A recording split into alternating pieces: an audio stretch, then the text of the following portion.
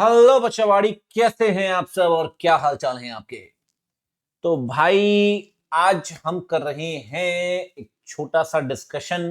ठीक है, आप कह सकते हैं ये हमारा बेसिक डिस्कशन है पैच में सेक्शन स्टार्ट करने से पहले। तो सेक्शन में तो हम जाएंगे, बट पहले थोड़ा सा बेसिक्स पे बात कर लेते हैं। ठीक है, तो सब्जेक्ट का नाम क्या है सर? मैं 5 से 7 मिनट लूंगा, पहले सिलेबस थोड़ा सा आपको समझा देता हूं, उसके बाद बेसिक्स की तरफ चलेंगे। ठीक है, सब्जेक्ट का नाम है कॉर्पोरेट एंड अदर लॉस। आप स्क्रीन में देख सकते हैं बच्चावाड़ी।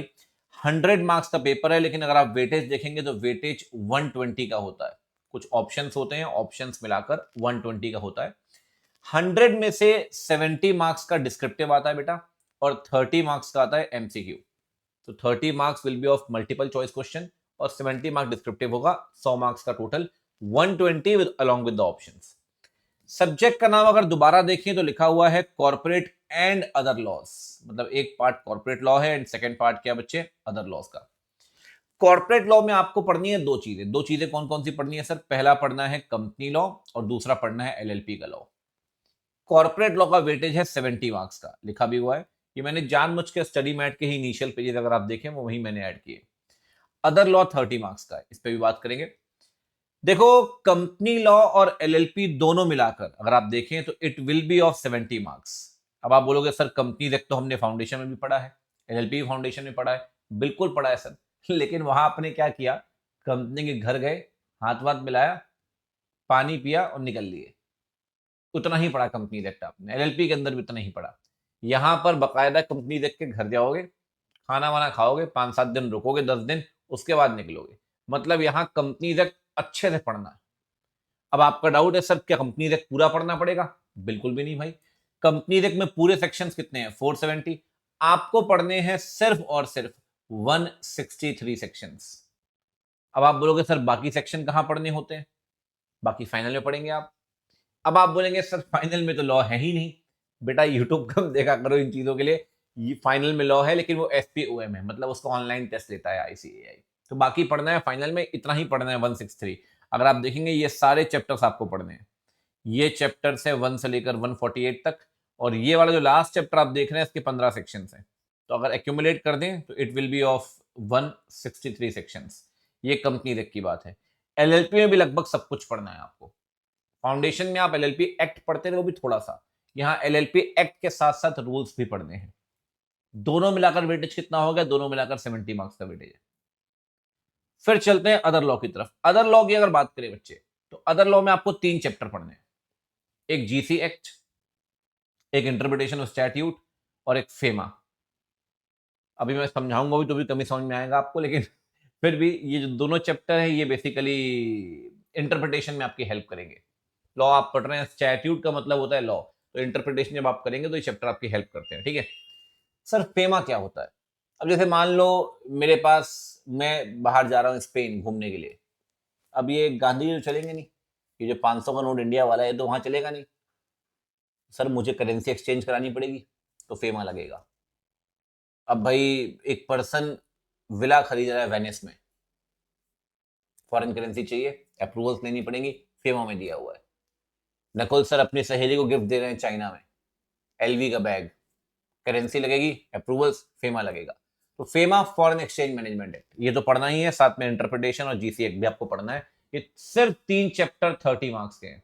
सर मैं आपको बता रहा हूं ये बड़े स्कोरिंग है, बहुत ही स्कोरिंग। और मैं एक बात हमेशा कहता हूं ओरिएंटेशन के अंदर भी, कि never train your self for an average grade. अपने आप को एवरेज ग्रेड के लिए तैयार मत करिए। आप सब चैंपियन हैं और आप चैंपियन बनेंगे इंटरमीडिएट में। हमारा नारा ही ये होना चाहिए, अब की बार 80 बार, 80+ आपको टारगेट करना ही है।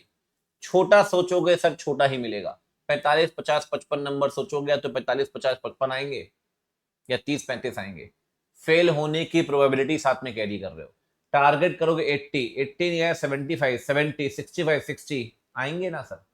फेल होने की प्रोबेबिलिटी खत्म कर दीजिए, ढंग से पढ़ाई करिए, फोड़ना एकदम। ठीक है भाई, तो मैंने थोड़ा सा आपको 5 मिनट के अंदर सिलेबस ब्रीफ किया है। ठीक है, और एक बात मैं हमेशा पढ़ा देता हूं स्टार्टिंग में, इंस्टीट्यूट हमसे क्या चाहता है सर? आप सबको स्टडी मैट मिलता होगा, लेकिन स्टडी मैट के पन्ने आप पलटते नहीं हैं। पलटने चाहिए कभी कभी, खासकर स्टार्टिंग के पेजेस। क्लियर कह रहा है सर, स्किल रिक्वायरमेंट्स कह रहे हैं आपसे उम्मीद की जाती है to not only acquire the professional knowledge but also the ability to apply such knowledge in problem solving. सिर्फ नॉलेज लेना नहीं है भाई, नॉलेज को अप्लाई भी करना है प्रॉब्लम सॉल्विंग में। To gain the knowledge, to apply the knowledge, इसका मतलब थियोरेटिकल क्वेश्चन इंस्टीट्यूट ना के बराबर पूछेगा। इंस्टीट्यूट आपसे क्या पूछेगा सर? इंस्टीट्यूट आपसे पूछेगा बेसिकली केस स्टडी। यही तो लिखा है ना कि भैया नॉलेज आ गया ठीक है, प्रॉब्लम सॉल्विंग में उस नॉलेज को अप्लाई भी करना है, तो केस स्टडी आपसे पूछने वाला है। एक बात और, केस स्टडी वाली बात फिर इंस्टीट्यूट ने दोबारा यहां रिपीट की है, पेपर नंबर 2, ये इंस्टीट्यूट का ही लिखा हुआ है, ठीक है। कहता है सर इस पेपर में हम चाहते हैं कि स्टूडेंट को लीगल प्रोविजन का नॉलेज हो, वो एनालाइज करे लॉ को और अप्लाई करे प्रोविजंस को in the complex scenarios. Scenario means आपके सामने एक सिचुएशन दी जाएगी, मिस्टर ए मिस्टर बी, आपको बताना पड़ेगा इसमें क्या होगा। This is a scenario. मैंने आपसे कहा ऊपर 30 नंबर के एमसीक्यू आते हैं, आपको क्या लगता है डायरेक्ट एमसीक्यू आते होंगे? सर डायरेक्ट एमसीक्यू आने तो बंद हो गए।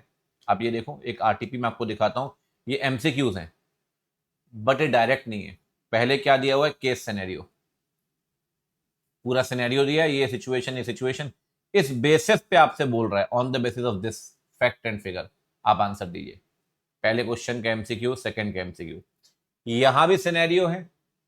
ये एमसीक्यू हो गया, डिस्क्रिप्टिव आप पढ़िए, मेरे ओनली क्वेश्चन पेपर है, ये डिस्क्रिप्टिव है। सब आपको डिस्क्रिप्टिव में केस स्टडी मिलेंगी, ज्यादातर केस स्टडीज मिलेंगी। केस स्टडी कभी कभार थ्योरेटिकल आते हैं, जैसे ये थ्योरेटिकल है तो थोड़ा थ्योरेटिकल भी आता है बट ज्यादातर केस स्टडी आएगा। इंस्टीट्यूट ने यही तो लिखा है ना, आप देख लो क्या लिखा है इंस्टीट्यूट ने, ये लिखा हुआ है कि भैया हम तो यही चाहते हैं, ठीक है ना, कि आप कॉम्प्लेक्स सिनेरियोस को सॉल्व करें, अपने नॉलेज को अप्लाई करें। और कॉम्प्लेक्स एज एन बहुत कॉम्प्लेक्स नहीं होगा, मॉडरेटली कॉम्प्लेक्स होगा। और डरा नहीं रहा है भाई, डरना नहीं है आपने कि बहुत ही कॉम्प्लेक्स है, ना कम ना ज्यादा, मॉडरेट मिड मिड कॉम्प्लेक्स रहेगा। सिनेरियो देंगे आपको सॉल्व करना है, ठीक है भाई। ये हो गया थोड़ा सिलेबस का डिस्कशन 5-7 मिनट के अंदर। अब आप बोलिए सर हम कहां स्टार्टिंग करने वाले हैं? हम स्टार्टिंग करने वाले हैं कंपनी रेक से। तो सर इस सेशन में मैं कंपनी रेक पूरा नहीं पढ़ाऊंगा, मुझे करीब करीब 2 सेशन लगते हैं कंपनी रेक का सिर्फ बेसिक पढ़ाने में। एक बार आप बेसिक पढ़ लोगे तो फिर सेक्शन स्टार्ट करेंगे यहां से। तो आइए पहले बेसिक पढ़ते हैं एक बार, क्या कहता है कंपनी रेक का बेसिक। ठीक, देखो बेसिक को भी मैंने 2 पार्ट में बांट रखा है। एक है कंपनीज एक्ट का बेसिक, जैसा कि आप ये देखें, आपको लिखेगा ये एक्ट कब आया है ना, एक्ट कैसे बना, उसकी भी बात हम करते हैं। लेकिन उससे पहले मैं पढ़ाता हूं कंपनी का बेसिक, कंपनीज का बेसिक। एक बार कंपनीज का बेसिक डिस्कस हो गया तो फिर एक्ट का भी बेसिक डिस्कस हो जाएगा, कोई दिक्कत वाली बात नहीं। ठीक है, आइए पहले कंपनीज का बेसिक पढ़ते हैं, फिर आगे बात करेंगे। देखो जी, मैं जो आज आपको पढ़ाने वाला हूं बिल्कुल स्क्रैच लेवल से पढ़ाऊंगा, 0 लेवल से स्क्रैच। ठीक, एक कंपनी में ना 2 तरह के लोग होते हैं, एक वो जो पैसा लगाते हैं और एक वो जो कंपनी को संभालते हैं। अभी आपको लगेगा बहुत बेसिक पढ़ाओ, ध्यान से देखिएगा, बहुत जबरदस्त चीज बता रहा हूं मैं आपको, ठीक है। एक वो जो पैसा लगाते हैं, एक वो जो कंपनी को संभालते हैं। तो कैपिटल कौन लगाता है? कैपिटल तो शेयर होल्डर ही लगाएगा, इसीलिए इसे कहते हैं कैपिटल कॉन्ट्रीब्यूटरी। क्या बोलते हैं? Capital contributory. कई बार ना शेयर होल्डर को मेंबर के भी नाम से जानते हैं आप।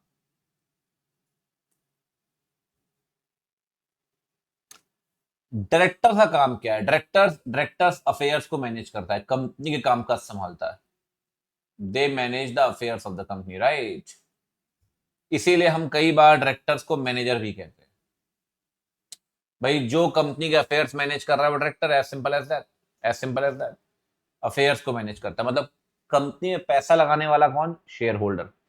कंपनी को चलाने वाला कौन? डायरेक्टर। अच्छा, पार्टनरशिप में क्या है? पार्टनरशिप में थोड़ी कहानी अलग है। पार्टनर ही पैसे लगा रहा है, पार्टनर ही संभाल रहा है। यहां ऐसा नहीं है, पैसा लगाएगा शेयर होल्डर, संभालेगा डायरेक्टर। ठीक, एक बात मेरी हमेशा ध्यान रखिए, जब भी आप कोई एक्ट पढ़ रहे हो, देखो ऐसा नहीं है कि आप लॉ सिर्फ इस सब्जेक्ट में पढ़ते हैं, टैक्स के अंदर भी लॉ पढ़ते हैं आप। इनकम टैक्स एक्ट, नया नया लॉ आ गया, जीएसटी, ये सब लॉ है। जब कभी भी आप लॉ पढ़े, हमेशा एक बात ध्यान रखना, एक होती है बेटा मीनिंग और एक होती है डेफिनेशन। देखो मीनिंग आप में कोई भी दे सकता है, मीनिंग देने में दिक्कत नहीं है। अब मैं आपसे पूछूं डायरेक्टर की मीनिंग क्या है, आप डायरेक्टर की मीनिंग दे दो। The person who manage the affairs of the company is director. जो कंपनी के अफेयर्स को मैनेज करेगा वो डायरेक्टर है, सिंपल एज दैट। उसमें क्या दिक्कत है, ये मीनिंग है। बट मीनिंग से बात नहीं बनेगी ना साहब, डेफिनेशन पढ़नी पड़ेगी। आइए पहले डेफिनेशन पढ़ते हैं डायरेक्टर की। ये डेफिनेशन है, दिख रही है सामने। Director means a director appointed to the board of a company. आप बोलोगे तो बहुत ही सिंपल डेफिनेशन है, थोड़ा डीएनए करते हैं इसका। ये कहां दिया गया है, 2 clause 34 में। Director means a director appointed to the board of a company. Director वो पर्सन है जिसे कंपनी के बोर्ड में अपॉइंट किया गया है। एक बात समझिए, मैं कंपनी के बहुत सारे कामकाज कर रहा हूं, मैं कंपनी के बहुत सारे कामकाज कर रहा हूं, ये संभाल रहा हूं वो संभाल रहा हूं, लेकिन उन्होंने ना आज तक मुझे डायरेक्टर अपॉइंट नहीं किया। मैं डायरेक्टर नहीं हूं सर। एक बात कान खोल के सुन लो, एक आदमी डायरेक्टर बनता है अपॉइंटमेंट से, ना कि फंक्शन से। It means if any person is performing the functions of director, he will not be considered as director if he is not appointed as director. Director को डायरेक्टर तभी मानेंगे बेटा जब उसका अपॉइंटमेंट होगा एज अ डायरेक्टर। भले वो director वाले सारे काम कर रहा हो, उससे फर्क नहीं पड़ता, अपॉइंटमेंट होना जरूरी है एज डायरेक्टर। यही तो लिखा है। एक आपने कभी वर्ड सुना होगा एमडी, मैनेजिंग डायरेक्टर, सबने सुना होगा एमडी। मैं आपको एक बार उसकी डेफिनेशन दिखाता हूं, हालांकि एमडी वाला कंसेप्ट फाइनल में पढ़ते हैं, लेकिन फिर भी आपको समझ में आएगा कि एमडी का अपॉइंटमेंट कैसे होता है, एमडी का रोल कैसे एज्यूम करते हैं। ये देखिए, ये एमडी की डेफिनेशन है। जो मैंने हाईलाइट किया सर उतना पढ़ना है एक बार, ठीक है। MD means a director interested with substantial parts of management of the affairs of the company. MD का मतलब है वो डायरेक्टर जिसके पास मैनेजमेंट की सब्सटेंशियल पार्ट्स होंगी, सब्सटेंशियल, ज्यादातर अधिकार होंगे। अब जैसे मान लो मैं एक पर्सन हूं, मैं चेक चेक भी साइन कर रहा हूं कंपनी के लिए कॉन्ट्रैक्ट भी कर रहा हूं, मेजर डिसीजंस भी ले रहा हूं, सब कुछ मैं ही कर रहा हूं, मैं डायरेक्टर हूं। आप मुझे एमडी मान लेंगे। आप मुझे बताओ एमडी के डेफिनेशन में कहाँ अपॉइंटमेंट वर्ड लिखा है, लिखा है कहीं भी? ये जो मैंने हाईलाइट किया यहां से यहां तक कहीं भी लिखा है क्या कि एमडी वो है जिसे अपॉइंट करेंगे एज द एमडी? नहीं। एमडी वो है जिसके पास मैनेजमेंट की सब्सटेंशियल पावर्स होंगी। मतलब एमडी का ना, एमडी पता है एमडी कैसे बनेगा? एमडी बनेगा through functionality. If any director is performing the functions of MD, he will be considered as MD. MD बनेगा MD फंक्शंस के थ्रू, और दूसरी तरफ यहां देखो डायरेक्टर बनेगा डायरेक्टर अपॉइंटमेंट के थ्रू। तो डायरेक्टर बनता है थ्रू अपॉइंटमेंट और एमडी बनता है थ्रू फंक्शनैलिटी। सो मैं सिंपल शब्दों में बोल रहा हूं लास्ट टाइम, मैं भले ही डायरेक्टर का काम कर रहा हूं, मैं डायरेक्टर नहीं हूं सर जब तक मुझे अपॉइंट नहीं किया जाएगा।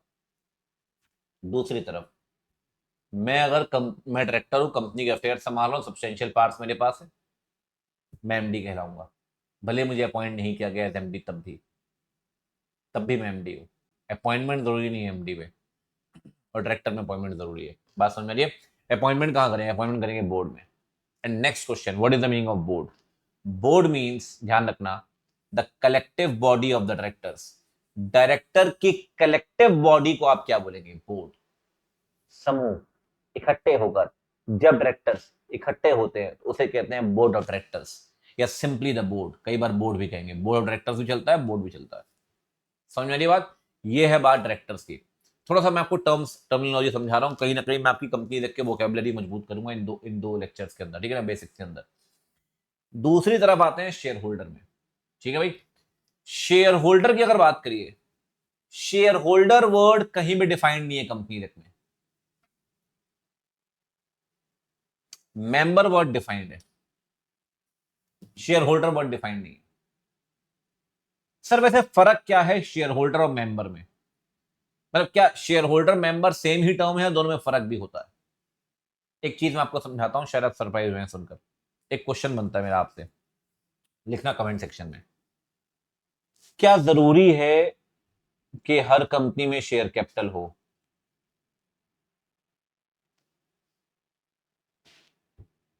एक मैं आपसे दो एग्जांपल दूंगा। एक क्लब है। क्लब कैसे चलता है? क्लब चलता है बेटा मेंबरशिप फीस से। क्लब चलता है बेटा सब्सक्रिप्शन से। तो बिना कैपिटल के क्लब चल सकता है? यस।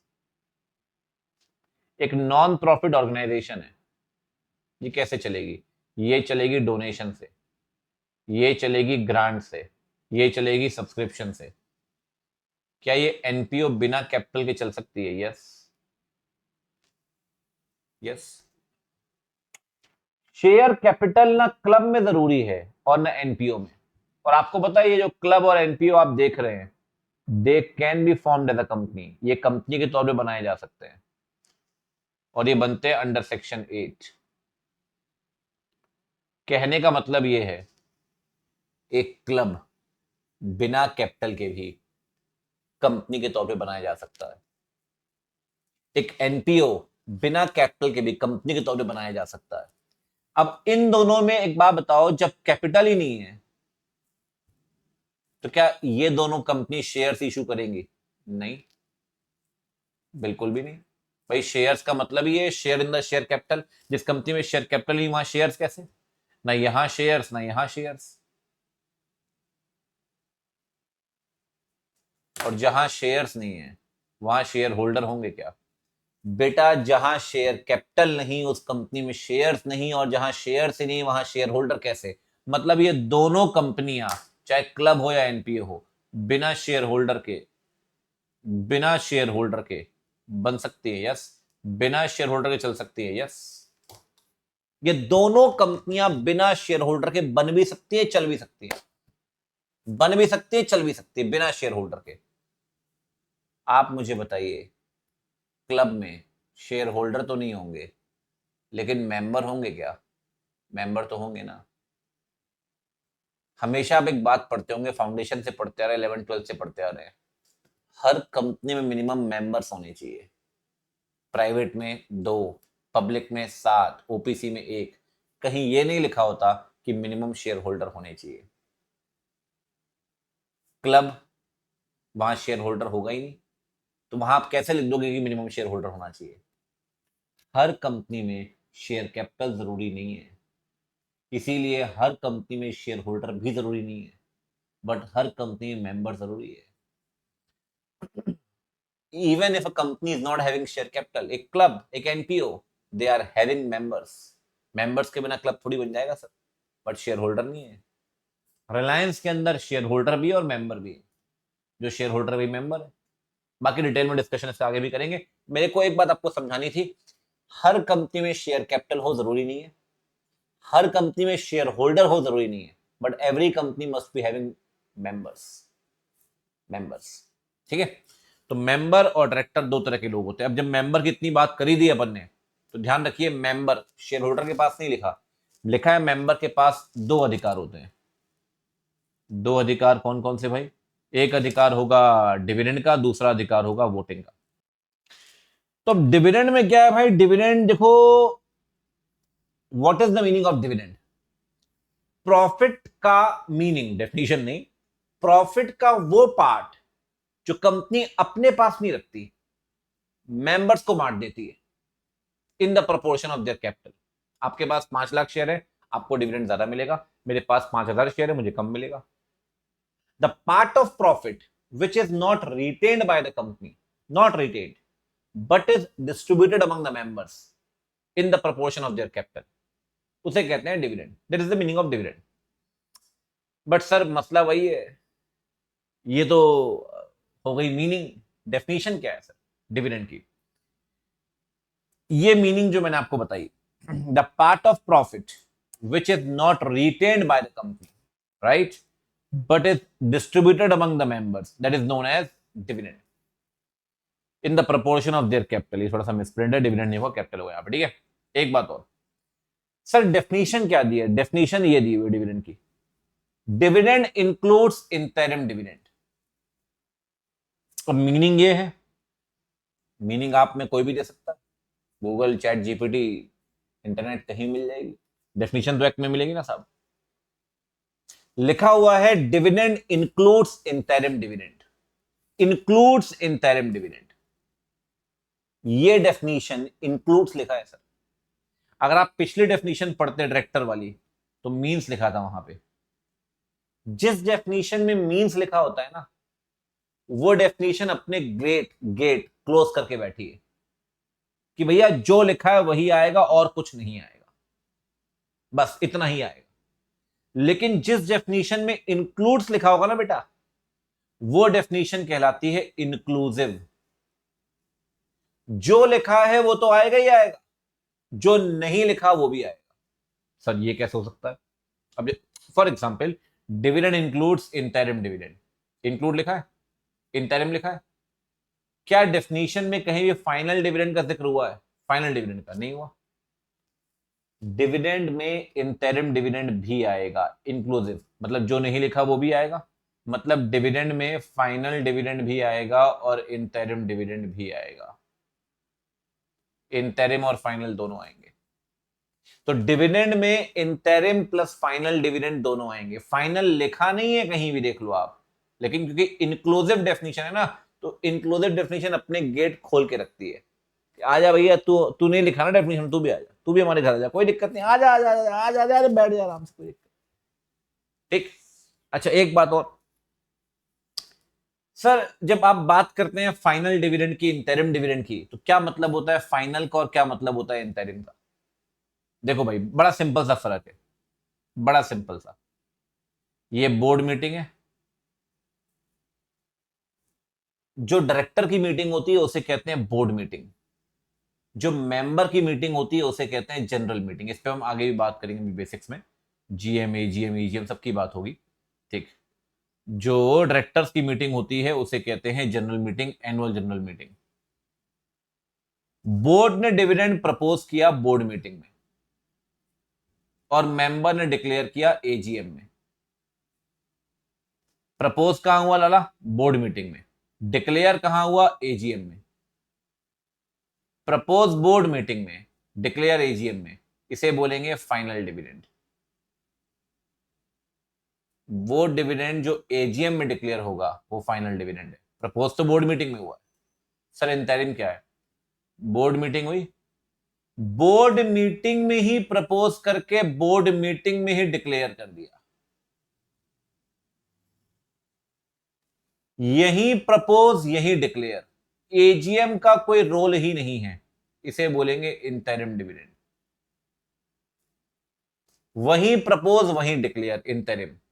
प्रपोज यहां, डिक्लेयर यहां, फाइनल।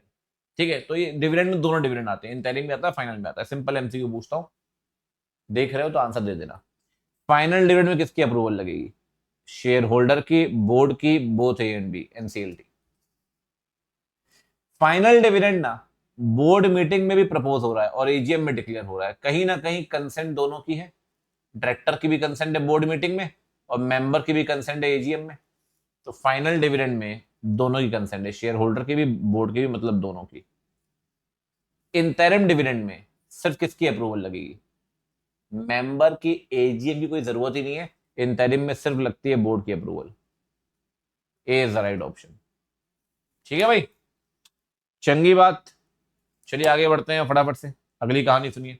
नेक्स्ट, एक बात और, हम बात कर रहे थे डिविडेंड की, हम बात कर रहे थे वोटिंग की, ठीक है, डिविडेंड की हम बात कर रहे थे, ठीक है, डिविडेंड की ही बात कर रहे हैं, ठीक है, सब बेसिक की बात कर रहे हैं। आपको पता है शेयर होल्डर दो तरह के होते हैं, शेयर होल्डर्स दो तरह के होते हैं। एक होता है इक्विटी और दूसरा होता है प्रेफरेंस। प्रेफरेंस को प्रेफरेंस क्यों बोलते हैं? वाई? क्योंकि प्रेफरेंस को ना प्रेफरेंस मिलती है। जब डिविडेंड बांटा जाता है ना, तो पहले देते हैं प्रेफरेंस को डिविडेंड। बेचारा इक्विटी बचा कुचा खाता है, झूठा, जूता नहीं झूठा, बचा कुचा, लेफ्ट ओवर कहते हैं।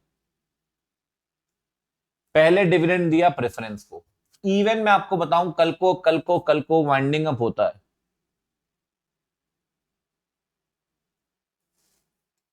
एसेट्स बेचते हैं आप कंपनी की, मान लो एसेट बिकती है 100 CR में, लाइबिलिटी पे ऑफ करते हो 60 CR की, सरप्लस कितना बच गया? सरप्लस बच गया 40 CR। अब दोनों शेयर होल्डर आ गए पैसा मांगने के लिए, इक्विटी भी आ गया, प्रेफरेंस भी आ गया, ये ESH आ गया, ये PSH आ गया। किसे दोगे पहले पैसा? सर एक बात ध्यान रखिए, डिविडेंड बांट रहे थे ना, तो पहले प्रेफरेंस को दे रहे थे, बिल्कुल सही बात है।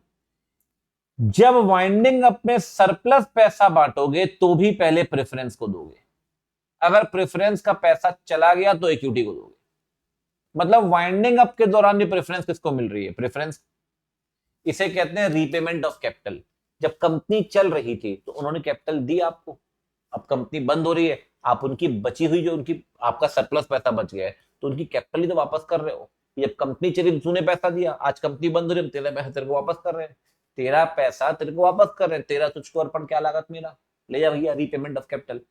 तो ध्यान रखना, प्रेफरेंस को प्रेफरेंस सिर्फ डिविडेंड में नहीं मिलती, रीपेमेंट ऑफ कैपिटल में मिलती है ड्यूरिंग वाइंडिंग अप। अब एक सवाल बनता है सर, जब प्रेफरेंस को इतनी ही प्रेफरेंस मिल रही है, बेचारा इक्विटी लेफ्ट ओवर खा रहा है, बचा कुचा खा रहा है बेचारा, कोई कोई इज्जत नहीं है सर। दो सवाल, पहला, जब प्रेफरेंस को इतनी प्रेफरेंस मिल रही है तो कोई भी आदमी इक्विटी शेयर्स क्यों लेगा? सब प्रेफरेंस लेंगे फिर? ऑप्शन नहीं है भाई, बहुत कम कंपनियां इंडिया में इक्विटी प्रेफरेंस शेयर देती हैं, सब इक्विटी देती हैं, सब इक्विटी। देखना कभी आप शेयर ब्रोकर की ऐप में EQ लिखा होगा, सब इक्विटी देती है, प्रेफरेंस कोई नहीं देता, बहुत कम कंपनियां। तो इक्विटी खरीदना मजबूरी है आपकी। अब दूसरा सवाल, क्या सर इक्विटी शेयर होल्डर को गुस्सा नहीं आता? क्या उसका खून नहीं खोलता? क्या उसका दिमाग खराब नहीं होता कि यार मैं तो बचा कुचा खा रहा हूं? सर क्या इक्विटी अपना बदला नहीं लेगा? रिवेंज लेगा ना सर, बिल्कुल लेगा। इक्विटी अपना बदला लेगा वोटिंग करके भैया, वोटिंग करके, वोटिंग करके, वोटिंग करके। जी मैं आपको बता रहा हूं, दो अधिकार है, एक डिविडेंड, दूसरा वोटिंग। डिविडेंड में खूब मजे लिए PSH ने, अब वोटिंग में खूब मजे लेगा ESH। कान खोल के सुन लो बेधड़क, इक्विटी शेयर होल्डर हर एक मैटर के लिए हर एक GM में वोट कर सकता है। क्या? इक्विटी शेयर होल्डर हमेशा वोट कर सकता है हर एक मैटर के लिए, हर एक GM में, हर एक मैटर के लिए हर एक GM में equity can vote always, he can always vote, he can always vote always. कौन? ESH। प्रेफरेंस जनरली वोट नहीं कर सकता। इट्स लाइक AGM स्टार्ट हो रही है, तीन चार बाउंसर वाउंसर खड़े कर दिए, sir equity, sir sir sir को बैठाओ सोफे में, सर सर क्या लेंगे sir? Cafe, sir sir coffee, sir बताइए, मोका, कैपेचिनो, लैटे, सर सर साथ में क्या स्नैक्स में क्या लेंगे सर? सर इज्जत है भाई इक्विटी के AGM में, वोट वोट करे आराम से। प्रेफरेंस आया, आ गए भाई तू, अरे चटाई बैठाओ इसको नीचे, हाँ समोसे बड़े ना कल के, दे दो चाय में, इतना इतना दूध पानी मिला और दे इसको। इज्जत नहीं बेचारी। अब थोड़ी देर बाद वोटिंग शुरू हुई, वोटिंग शुरू हुई साहब, ये वोट डाल, वोटिंग, हाँ कौन से लोग फेवर में, प्रेफरेंस ऊंचा उचक के, हाँ हाँ मैं फेवर में, हाँ हाँ मैं फेवर में। फिर बाउंसर आया टपली मारने, फड़क, तुझे किसने बोला रे वोट करने को? तो चक गया तू, फड़क, बैठा दिया बेचारे प्रेफरेंस। इज्जत नहीं है बेचारे की। प्रेफरेंस वोट ही नहीं कर सकता सर जनरली। अब बेचारे सारे प्रेफरेंस शेयर होल्डर कह रहे इज्जत नहीं है, ना खाने पीने को दे रहे, ना वोट करने दे रहे, बेचारे सब आए नीचे बैठे ले पड़े पड़े, अधमरे पड़े हुए, हल्की हल्की कानों में आवाज जा रही है, हल्की हल्की कानों में आवाज जा रही है, क्यों ना प्रेफरेंस का जो डिविडेंड का रेट 10% है, क्यों ना उस डिविडेंड को रेट को 3% कर दिया जाए, रिड्यूस कर देते हैं डिविडेंड के रेट को। प्रेफरेंस के कानों में हल्की हल्की आवाज जा रही है कि उसका डिविडेंड का रेट कम किया जा रहा है। प्रेफरेंस को हल्का हल्का होश आ रहा है, प्रेफरेंस उठा रहे, हमारे हक की बात हो रही है। क्या अभी भी प्रेफरेंस वोट नहीं करेगा? क्या अपनी मौत का तमाशा खुद देखेगा बैठ के? उसके सामने उसका डिविडेंड का रेट कम कर दो, कुछ नहीं बोलेगा वो। ये तो अन्याय है सर। प्रेफरेंस का रेट तो सर कम करोगे कि कुछ नहीं बोलेगा? अरे सर, राइट टू वोट होना चाहिए उसके पास। प्रेफरेंस का जब जब उसके हक की बात होगी तब तब वो वोट करेगा सर। बच्चे कह रहे हमसे अच्छी तो प्रेफरेंस की है, हम तो अपनी बात हक की बात भी नहीं कर पाते घर में। घर वाले कहते जाओ पढ़ाई करो जाके। बात भी सही है।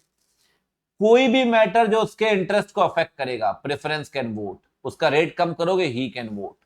जब उसके हक की बात होगी, ही कैन वोट। पहला एक्सेप्शन। दूसरा एक्सेप्शन, जब उसका डिविडेंड अनपेड होगा। कितने समय का अनपेड होगा? सर उसका डिविडेंड अनपेड होगा ऑफ 2 फाइनेंशियल ईयर्स। और ध्यान रखिएगा, 2 फाइनेंशियल ईयर कॉन्जिक्यूटिव जरूरी नहीं है कि कॉन्जिक्यूटिव 2 फाइनेंशियल ईयर हो। एग्रीगेट पीरियड, मतलब एक डिविडेंड बाकी है 13-14 का और एक डिविडेंड बाकी है 19-20 का, चलेगा ना सर? He can vote. अगर 2 साल का डिविडेंड अनपेड है, वो किसी भी 2 साल, एग्रीगेट लिखा हुआ है, ही कैन वोट। हर एक मैटर के लिए, हर एक जीएम में ही कैन वोट। कब तक? जब तक 2 साल का अनपेड है तब तक। मान लो 1 साल का पेड है, 1 साल का अनपेड है, तो फिर वोट नहीं कर पाएगा। 2 साल का अनपेड होना चाहिए, किसी भी 2 साल का। यहां और है, इन दो केसेस में ही कैन वोट, या तो ये या तो ये। बात आ रही समझ? ये वोटिंग का अधिकार है किसके पास? मेंबर के पास। इक्विटी और प्रेफरेंस, ठीक है। डिविडेंड की बात कर ली, वोटिंग की बात कर ली। आइए एमसीक्यू पूछता हूं आपसे। इक्विटी शेयर होल्डर के पास राइट टू वोट होगा कौन से मैटर को लेकर? रेजोल्यूशन जो इक्विटी शेयर्स वाले हैं, every resolution, special, ordinary. Sir equity share holder ना हर एक रेजोल्यूशन को लेकर वोट कर सकता है। प्रेफरेंस, प्रेफरेंस के बाद राइट टू वोट होगा वही मैटर को लेकर जो प्रेफरेंस के राइट को अफेक्ट करेगा। बिल्कुल ठीक बात है सर। जो प्रेफरेंस के राइट को अफेक्ट करेगा सिर्फ उसी मैटर को लेकर। और प्रेफरेंस वोट कर सकता है अगर डिविडेंड अनपेड है। कितने साल का डिविडेंड अनपेड है भैया? 2 सालों का। Got it bro, got it sir. ठीक है, चलिए डन है। अभी वोटिंग पे एक और बात करेंगे। ये सब आज बेसिक पढ़ लेंगे सारा का सारा, तो एकदम चीजें क्या एकदम क्रिस्टल क्लियर हो जाएंगी। ठीक है भाई, चलो जी चलो जी चलो जी। अब चलते हैं वोटिंग में। सर जो वोटिंग होगी, हम बात कर रहे हैं वोटिंग की, ये वोटिंग कहाँ होगी? मैंने आपसे क्या बोला थोड़ी देर पहले, देखो बोर्ड की अपनी मीटिंग होती है बीएम, मेंबर की अपनी मीटिंग होती है जीएम। तो मेंबर की वोटिंग की बात कर रहे हैं, मेंबर की वोटिंग होगी जीएम में। जीएम का फुल फॉर्म जनरल मीटिंग।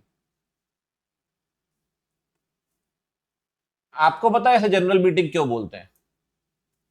लंगर है, लंगर सुना है? भंडारा। सबको बुलाओगे, सब आएंगे, लेकिन वोट सिर्फ मेंबर करेगा। सबको बुलाओगे, सब आएंगे, लेकिन वोट सिर्फ मेंबर करेगा। तो जनरल मीटिंग दो तरह की होती है, एजीएम और ईजीएम। एक्स्ट्राऑर्डिनरी जीएम और एनुअल जनरल मीटिंग। पहले बात करते हैं एजीएम की, फिर बात करेंगे ईजीएम की। पहले बात होगी एजीएम की। एजीएम, आइए पहले एजीएम की बात करते हैं। बात सुनना ध्यान से। पहले बात कर लेते हैं एजीएम की। देखो भाई, एजीएम की जहां तक बात है, हर कंपनी को साल में एक एजीएम करवानी पड़ती है, एक्सेप्ट ओपीसी। अब ओपीसी में मेंबर ही एक है, बेचारा अकेले आएगा, अकेले कुर्सी लगा रहा है, अकेले सब कुछ कर रहा है, मुश्किल काम है सर। हर कंपनी को साल में एक एजीएम करवानी है, ओबीसी को छोड़कर। अब साल का मतलब क्या है? Calendar year. हर कैलेंडर ईयर में एक एजीएम होनी चाहिए ओबीसी को छोड़कर। अब सर ये एजीएम हर साल कराएंगे, तो एजीएम में करेंगे क्या, डिस्कस क्या करेंगे? और एजीएम में किसको बुलाएंगे, कौन आएगा? मैंने आपसे पहले भी कहा, एजीएम में सबको बुलाते हैं, सब आते हैं, लेकिन वोट करता है सिर्फ मेंबर। मतलब एजीएम में हम बुलाते हैं पागलों को। पागलों को? ये कैसी बात हुई? सही बता रहा हूं, पागलों को ही बुलाते हैं हम। आप देख लो, बिलीव ना हो आपको तो। मेडलो, मेडलो बोले तो एम से मेंबर, ए से ऑडिटर, डी से डायरेक्टर, एल से लीगल रिप्रेजेंटेटिव अगर मेंबर मर गया तो, ओ से ऑफिशियल रिसीवर अगर मेंबर इंसॉल्वेंट हो गया तो, एम से मेंबर, ए से ऑडिटर, डी से डायरेक्टर, एल से लीगल रिप्रेजेंटेटिव, ओ से ऑफिशियल रिसीवर। मेडलो को बुलाते हैं। मेडलो को बुलाओगे, मेडलो आएंगे, लेकिन वोट करेगा सिर्फ मेंबर। वोट का अधिकार सिर्फ मेंबर के पास है। सर डायरेक्टर वोट नहीं कर सकता, डायरेक्टर वोट कर सकता है अगर डायरेक्टर मेंबर भी होगा तब।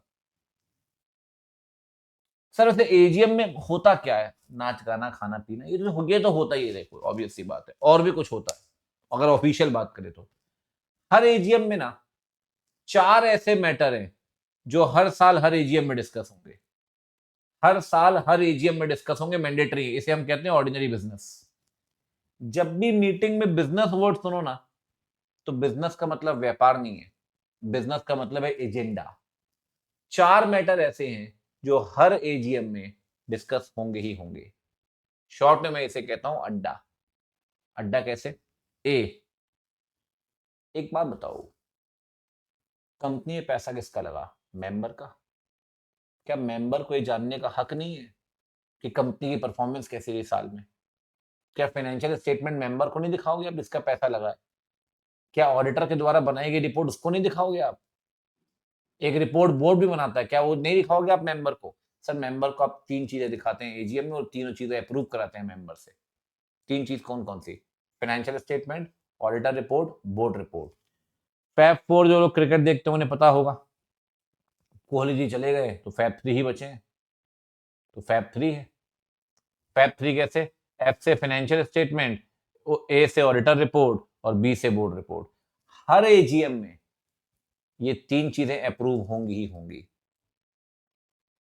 Fab 3, financial statement, auditor report, board report. F से फाइनेंशियल स्टेटमेंट, ए से ऑडिटर रिपोर्ट, बी से बोर्ड रिपोर्ट, हर एजीएम में अप्रूव होनी होनी है। Declaration of dividend. सर क्या डिविडेंड देना मैंडेटरी है क्या? नहीं, डिस्कशन तो होगा देना है नहीं देना, और अगर देना है तो एजीएम में डिस्कस करिए। डायरेक्टर का अपॉइंटमेंट, जो डायरेक्टर रिटायर हो रहे हैं उनकी जगह जो आ रहे हैं। ऑडिटर का अपॉइंटमेंट और उनकी रेमुनरेशन फिक्स करना ऑडिटर की। रेमुनरेशन समझते हो ना? मेहनताना। सैलरी तो बोलेंगे नहीं, ऑडिटर आउटसाइडर होता है, तो रेमुनरेशन बोलेंगे। ठीक। ए से approval of financial statement, board report, approval of Feb 3। D से डायरेक्टर का अपॉइंटमेंट, डी से डिक्लेरेशन ऑफ डिविडेंड, ए से ऑडिटर का अपॉइंटमेंट। ये 4 मैटर ऐसे हैं जो हर साल हर एजीएम में डिस्कस होंगे, इसे हम कहते हैं ऑर्डिनरी बिजनेस। एक बात बताइए, कंपनी का नाम चेंज करना हर साल मैंडेटरी? क्या कंपनी हर साल नाम चेंज करेगी क्या? ये कंपनी हर साल अपनी कैपिटल बढ़ाएगी क्या? ये कंपनी हर साल अपनी कैपिटल रिड्यूस करेगी क्या? ये कंपनी बायबैक करेगी क्या? ये सारे के सारे मैटर ऑर्डिनरी नहीं है, ये कहलाते हैं स्पेशल बिजनेस। ऑर्डिनरी के अलावा बाकी सारे मैटर को आप क्या बोलोगे? They are termed as special business. नाम चेंज करना स्पेशल, बायबैक स्पेशल, ये सब स्पेशल है। आपको पता है एजीएम में ऑर्डिनरी बिजनेस डिस्कस होगा ही होगा, मैंडेटरी। नाच गाना खाना पीना चलता रहेगा यार, ये 4 बातें डिस्कस होंगी ही होंगी। स्पेशल आपकी इच्छा है, करना चाहो तो कर लो। अच्छा एक बात बताओ, डायरेक्टर को हटाना क्या है? स्पेशल। अपॉइंट करना ऑर्डिनरी है, हटाना स्पेशल है। ऑडिटर को हटाना क्या है? स्पेशल। नाम चेंज करना क्या है? स्पेशल। अपना ऑफिस दिल्ली से लखनऊ शिफ्ट कर रहे हैं, स्पेशल। कैपिटल बढ़ाना है, special. Reduction of capital, special. Buyback करना है, स्पेशल। बोनस शेयर इशू करना है, special. Sweat equity share issue करना है, स्पेशल। ये सारे स्पेशल है। इन चारों के अलावा हर एक मैटर स्पेशल है। एजीएम में दोनों बिजनेस डिस्कस होते हैं। दोनों बोले तो एजीएम में ऑर्डिनरी मैंडेटरी है, स्पेशल आपकी इच्छा है। स्पेशल आपकी इच्छा है, ठीक। हर कंपनी को एजीएम करवानी है एक्सेप्ट ओपीसी, ओपीसी को छोड़कर। किसको भेजेंगे नोटिस? मेडलो को। एम से मेंबर, ए से ऑडिटर, डी से डायरेक्टर, एल से लीगल रिप्रेजेंटेटिव, ओ से ऑफिशियल रिसीवर। बट वोट सिर्फ मेंबर करेगा।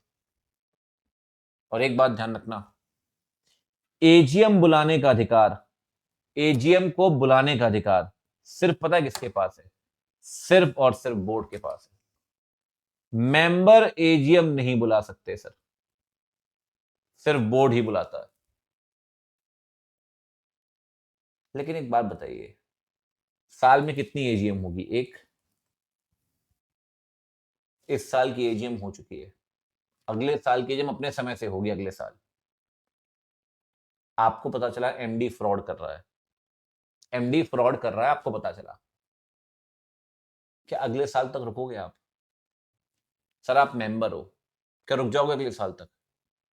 नहीं। तो भाई अगले साल तक नहीं रुक सकते, ईजीएम बुला के आपको एमडी को हटाना होगा, ये मेंबर का अधिकार है। ईजीएम बुलाने का अधिकार दोनों के पास है, बोर्ड भी ईजीएम बुला सकता है, मेंबर भी ईजीएम बुला सकते हैं, ध्यान रखिए दोनों के पास राइट है। अकेले अकेले अकेले सिर्फ बोर्ड के पास अधिकार नहीं होगा, बोर्ड और मेंबर दोनों ही ईजीएम बुला सकते हैं, जबकि एजीएम सिर्फ कौन बुलाता है? एजीएम बुलाता है बोर्ड, ठीक है ना? तो ध्यान रखना इस बात को कि ईजीएम जो है, ईजीएम बुला सकता है मेंबर भी और बोर्ड भी, और एजीएम कॉल एंड कन्वीन सिर्फ कौन करेगा? Board. AGM, member has no right to call AGM, क्योंकि ईजीएम की बात करें तो ईजीएम बोर्ड भी बुला सकता है, मेंबर भी बुला सकते हैं। अब आप बोलोगे सर मेरे पास एक शेयर है रिलायंस का, क्या मैं रिलायंस की ईजीएम बुला लूंगा? नहीं सर। अगर आप बुलाना ही चाहते हैं ईजीएम, तो फिर आपके पास एटलीस्ट 1/10 शेयर कैपिटल होनी चाहिए, एटलीस्ट 1/10। कहता है ईजीएम बुलाने का अधिकार है अगर आपके पास 1/10 शेयर कैपिटल होगी, लेकिन अभी सर आपने थोड़ी देर पहले कहा था कि हर कंपनी में शेयर कैपिटल जरूरी नहीं है। मैं तो अभी भी वही कह रहा हूं, जहां शेयर कैपिटल है वहां 1/10 शेयर कैपिटल का देखना है, जहां शेयर कैपिटल नहीं है वहां 1/10 देखना है वोटिंग पावर का। वोटिंग पावर का या शेयर कैपिटल का 1/10 होना चाहिए, आप बुलाइए। एजीएम में ऑर्डिनरी बिजनेस, एजीएम में ऑर्डिनरी बिजनेस मैंडेटरी, मैंने पहले भी आपसे बोला, स्पेशल करवाना चाहो तो करवा सकते हो, लेकिन ईजीएम में सिर्फ और सिर्फ स्पेशल बिजनेस ही डिस्कस होगा, सिर्फ और सिर्फ स्पेशल, ऑर्डिनरी बिजनेस डिस्कस नहीं होता। कहां पे? ईजीएम के केस में, ठीक है ना? ऑर्डिनरी मैंडेटरी एजीएम में, स्पेशल भी हो सकता है यहां पे, यहां सिर्फ स्पेशल होगा, ठीक है? आगे बढ़ू उससे उससे पहले एक चीज आपसे पूछता हूं, ठीक है? देखो, मैंने आपसे कहा एजीएम हर कंपनी करवाएगी ओपीसी छोड़कर, तो सर ओपीसी रेजोल्यूशन कैसे पास करेगी? हाउ? ओपीसी में ना एक तरीका है, एजीएम तो होती नहीं ना, ईजीएम होती, कुछ नहीं होता ओपीसी में। ओपीसी में लगता है 122 सेक्शन, वो पता है क्या बोलता है? अकेला मेंबर है, एकला चलो रे, मेंबर को जो भी रेजोल्यूशन पास करना है ना, मेंबर ये ओपीसी को बताएगा कि भैया रेजोल्यूशन पास करना है। अब आप बोलोगे मेंबर एपीसी ओपीसी दोनों एक ही नहीं है, एक कैसे हो सकते हैं सेपरेट लीगल एंटिटी? ओपीसी अपने मिनट्स बनाएगी, ओपीसी अपने मिनट्स बनाएगी और मेंबर उस मिनट्स पे साइन कर देगा, मेंबर उस मिनट्स पे साइन कर देगा, जैसे ही साइन करेगा रेजोल्यूशन पास, जैसे ही साइन करेगा रेजोल्यूशन पास। तो मेंबर ओपीसी को बताएगा, ओपीसी मिनट्स बनाएगी और मेंबर मिनट्स में साइन कर देगा, रेजोल्यूशन पास। मतलब मिनट्स क्या होता है सर? मिनट होता है एक समरी कि इस दिन मीटिंग हुई, ये वो। सर यहां तो मीटिंग हुई नहीं, यही तो अजूबा है, ओपीसी में बिना मीटिंग के मिनट्स बन रहे हैं भाई।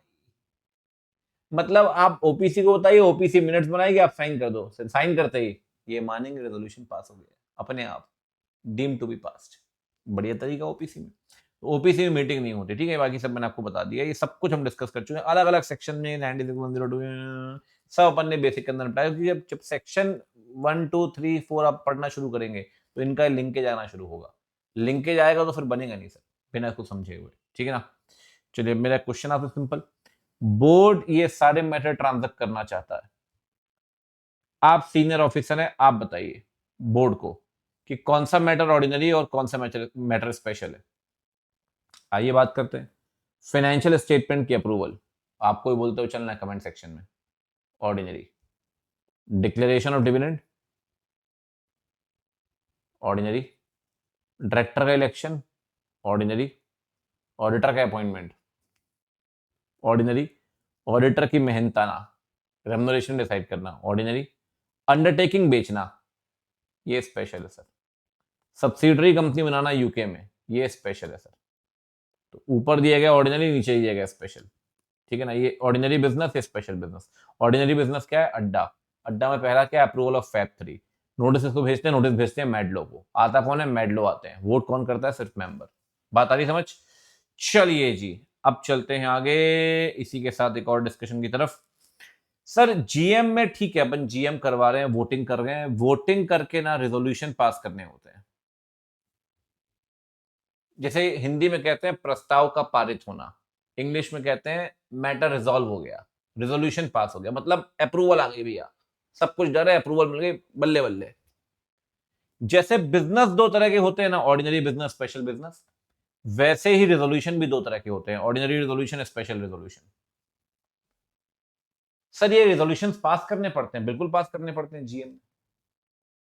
सर कैसे डिसाइड करेंगे कि कब ऑर्डिनरी पास करना है, कब स्पेशल पास करना है, यही तो पढ़ना है आपने अगले 3.5-4 महीने में। लिखा होगा ना सेक्शन में, यहाँ ऑर्डिनरी, यहाँ स्पेशल, यहाँ ऑर्डिनरी, यहाँ स्पेशल। तो वहां जहां लिखा है ऑर्डिनरी वहां ऑर्डिनरी, जहां लिखा है स्पेशल वहां स्पेशल। सर तो मतलब तो ठीक है, बट पास कैसे होगा, ये है क्वेश्चन सही। जितने वोट अगेंस्ट में है, एक वोट ज्यादा चाहिए फेवर में ऑर्डिनरी रेजोल्यूशन के लिए, और जितने वोट अगेंस्ट में है कम से कम 3 गुना वोट चाहिए फेवर में, एटलीस्ट 3 टाइम्स। 3 टाइम होगा तो भी चलेगा, 1200 या उससे ऊपर, 1200 में बात बन जाएगी, तो पास होगा special resolution. Special resolution pass करना मुश्किल है सर, 3 गुना वोट फेवर में लाना मुश्किल है, ये कंपैरेटिवली आसान है। जैसे मैं आपको बताऊं, सेक्शन 12-13 आप पढ़ेंगे, मेमोरेंडम चेंज करना है, मेमोरेंडम ऑफ एसोसिएशन चेंज करना है, स्पेशल रेजोल्यूशन लगता है। आसान नहीं है ना सर, मेमोरेंडम 14 पढ़ेंगे, आर्टिकल चेंज करना है, स्पेशल रेजोल्यूशन लगता है। तो बहुत सारे मैटर के लिए स्पेशल लगता है, कुछ कुछ के लिए ऑर्डिनरी भी लगता है। जैसे मैंने आपसे कहा डिविडेंड का डिक्लेरेशन, बोर्ड में प्रपोजल, बोर्ड मीटिंग में प्रपोजल, एजीएम में डिक्लेरेशन, तो एजीएम में जो डिक्लेयर करता है ना डिविडेंड, वो ऑर्डिनरी रेजोल्यूशन, वो सेक्शन वाइज पढ़ना पड़ता है। हालांकि उसकी एक लिस्ट अपन बना लेते हैं, ऐसी कोई दिक्कत नहीं है। तो ordinary special, ordinary special. Ordinary कब, जितने वोट अगेंस्ट में, एक वोट फेवर में, यहां 3 गुना वोट फेवर में। Vote cast in favour of resolution exceed the vote cast against. Vote cast in favour should not be less than 3 times the vote against. ठीक, अब आप मुझे बताइएगा, 5 वोट अगेंस्ट में है, 20 फेवर में है, 5 का 3 टाइम 15, 20 है फेवर में, एसआर पास हो गया। 4 अगेंस्ट में है, 20 फेवर में, 12, ये सब पी वाई क्यू से मैं जो आपको करवा रहा हूँ। 4 का 3 गुना 12, 20 फेवर में, एसआर पास हो गया। करेक्ट इनकरेक्ट, स्पेशल रेजोल्यूशन के लिए 2 गुना वोट फेवर में चाहिए, इनकरेक्ट है, 3 गुना वोट फेवर में चाहिए। बात आ रही समझ। चलिए, बेसिक का फर्स्ट पार्ट हमने कंप्लीट किया, फटाफट से रिकैप कर लेते हैं ताकि थोड़ी सी आसानी आपको भी रहेगी चीजों में। ठीक है, एक दो बात आपको और भी बता दूंगा मैं। सबसे पहले बात करते हैं भैया कंपनी की, जो चलाता है शेयर होल्डर, डायरेक्टर जो मैनेज करता है अफेयर्स को। शेयर होल्डर वर्ड डिफाइंड नहीं है, मेंबर वर्ड डिफाइंड है। हर कंपनी में मिनिमम मेंबर्स होने चाहिए, शेयर होल्डर की जरूरत नहीं है, क्योंकि हर कंपनी में शेयर कैपिटल की भी जरूरत नहीं है। ठीक है ना। डायरेक्टर्स, डायरेक्टर कैसे बनते हैं, थ्रू अपॉइंटमेंट। एमडी, एमडी कैसे बनता है, थ्रू फंक्शन। डायरेक्टर मींस जो कहां अपॉइंट होगा, बोर्ड में। Board means the collective body of the director is known as board. ठीक। दो अधिकार है, डिविडेंड का अधिकार, डिविडेंड वो प्रॉफिट का वो पार्ट है जो अपने पास ना रखकर बांट देते हैं आप मेंबर्स को, वो डिविडेंड है। डेफिनेशन क्या है, डिविडेंड इंक्लूड्स, मतलब इंक्लूसिव डेफिनेशन है। तो इंटरिम भी आएगा, फाइनल भी आएगा। इंटरिम वो है जो बोर्ड मीटिंग में प्रपोज होकर बोर्ड मीटिंग में ही डिक्लेयर हो रहा है। फाइनल वो है जो बोर्ड मीटिंग में प्रपोज होगा और एजीएम में डिक्लेयर हो जाएगा। ठीक। प्रेफरेंशियल राइट किसको मिलेगा, प्रेफरेंस शेयर होल्डर को। प्रेफरेंस शेयर होल्डर को 2 टाइम में प्रेफरेंस मिलती है, एक तो पहले प्रेफरेंस कब मिलेगी, आपकी डिविडेंड के वक्त, और दूसरी प्रेफरेंस कब मिलती है, दूसरी मिलती है वाइंडिंग अप में, रीपेमेंट ऑफ कैपिटल के वक्त। तो इक्विटी अपना बदला कहां लेता है, इक्विटी अपना बदला लेता है वोटिंग में। इक्विटी शेयर होल्डर हमेशा वोट कर सकता है सर, प्रेफरेंस जनरली वोट नहीं कर सकता। 2 केस में वोट करेगा, 2 साल का डिविडेंड बाकी होगा तब, और उसका मैटर अफेक्ट, उसका इंटरेस्ट अफेक्ट होगा तब। ठीक। वोटिंग होती है जीएम में, एजीएम हर साल हर कंपनी को करवानी जरूरी है, ओपीसी को छोड़कर। ओपीसी मेंबर ओपीसी को बताएगा और मिनट्स बनाएंगे, मिनट साइन कर देंगे, रेजोल्यूशन पास। मैडलो को बुलाओगे, मैडलो आएंगे, लेकिन वोट करेगा सिर्फ मेंबर। ईजीएम बोर्ड मेंबर दोनों बुला सकते हैं, मेंबर के पास 1/10 कैपिटल होनी चाहिए। एजीएम सिर्फ बोर्ड बुलाता है। ठीक। रेजोल्यूशन पास होते हैं दो तरह के, जितने वोट अगेंस्ट में हैं एक वोट ज्यादा चाहिए फेवर में ऑर्डिनरी रेजोल्यूशन, जितने वोट अगेंस्ट में 3 गुना वोट चाहिए फेवर में स्पेशल रेजोल्यूशन। ठीक है, ये मैंने कुछ बेसिक आपको पढ़ाया है, ये बेसिक का एक और सेशन होता है, वो भी आप देखें, जुड़े रहें, मिलते रहें, आगे बढ़ाते हैं इस कहानी को। तब तक के लिए bye, take care, see you.